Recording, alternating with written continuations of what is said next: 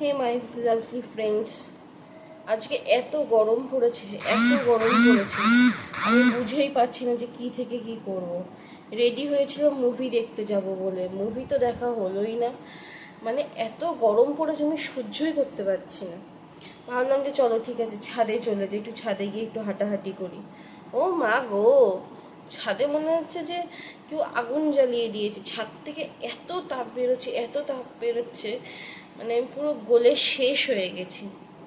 এখন ভাবছি রাতে কি খাওয়া দাওয়া করবো, বুঝে উঠতে পারছি না, কারণ খেতে তো ইচ্ছা করছে না। জানি না আমার হয়, শুধু আমার হয় কিনা, নাকি সব মেয়েদেরই হয়। শ্বশুর বাড়িতে আসলে খাওয়াটা একটু কমে যায়, আমার খেতে ইচ্ছা করে না, খিদেই পায় না। অথচ বাড়িতে গেলে দেখো, মা এটা খাবো, মা সেটা খাবো, মা ওই খাবো, মা খিদে লেগেছে, মা এটা করে দাও, মা সেটা করে দাও। কিন্তু এখানে আসলে নিজেকেই করে খেতে হয়, যার জন্য হয়তো খিদেটা পায় না।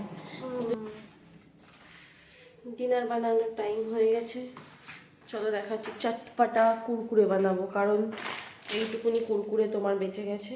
তো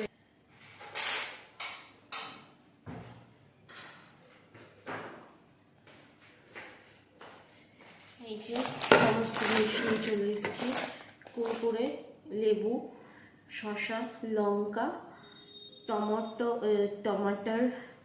টমেটো, পেঁয়াজ।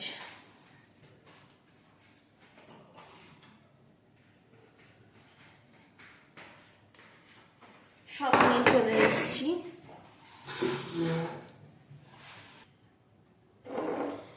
সবার প্রথমে কুরকুরেটাকে একটু ভেঙে চলে দিই, মানে একটু ভেঙে গুঁড়িয়ে নিতে হবে কুরকুরেটাকে।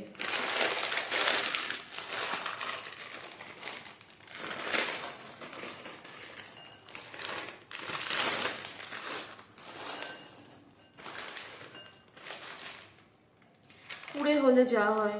আজকে একদম রান্না করার ইচ্ছা নেই আজকেও, বিশেষ করে এখানে কৃষ্ণনগরে এত গরম, এত গরম, মানে আমি যেন পাচ্ছিই না, যার জন্য এই শর্টকাট পদ্ধতি।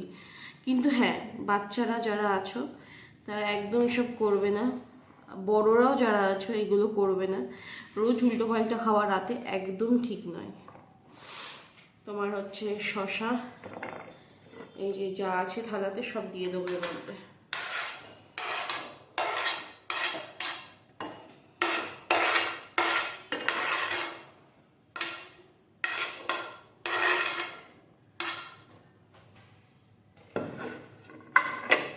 যে লেবুটা রয়েছে, লেবুটা চিপে দেবো। দেখো পড়ে গেল লেবুটা, নিয়ে আসছি।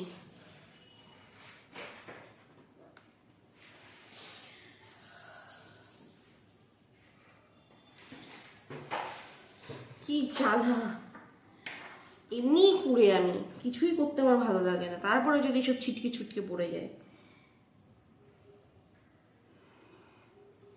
এর মধ্যে একটু সস দিতে হবে, ওয়েট।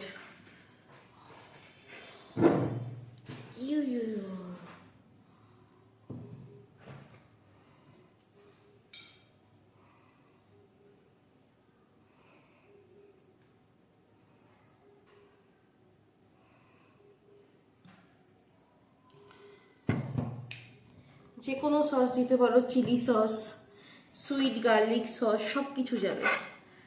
তো আমার কাছে তো নেই, এখন এইটাই ছিল।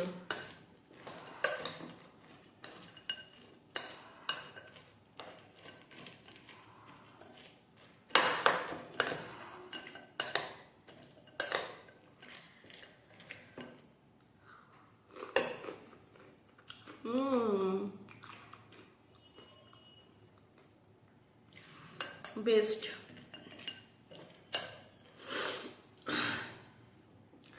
জানি না সেই দিনটা কবে কবে আসবে, আমি যেদিন সকাল থেকে রাত অবধি ব্লগিং করব, হোল ডে।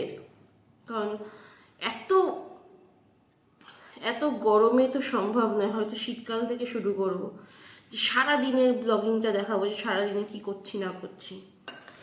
চলো আমি রাতের ডিনারটা সেরে নিই, আবার দেখা হচ্ছে নেক্সট ব্লগে।